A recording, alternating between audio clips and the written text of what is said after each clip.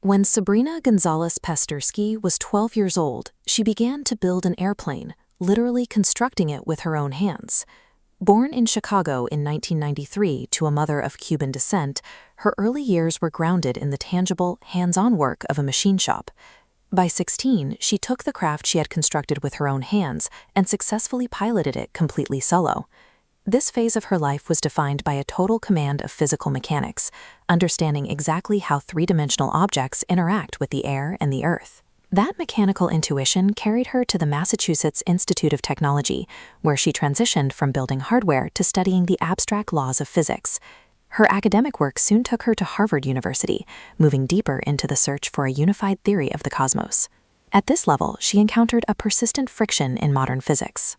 When researchers use three-dimensional equations to describe both the density of a black hole and the expansion of space, the results often conflict or become mathematically impossible to resolve.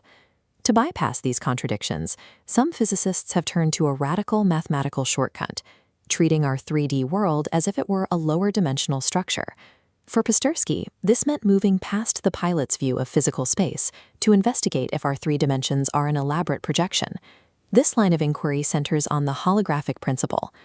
Humans navigate reality assuming that length, width, and depth are absolute properties of everything we touch, but theoretical models show all information to describe a 3D black hole mathematically fits on its 2D surface.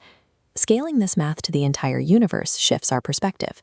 Everything we experience could simply be a 3D holographic projection generated by code at the universe's edge.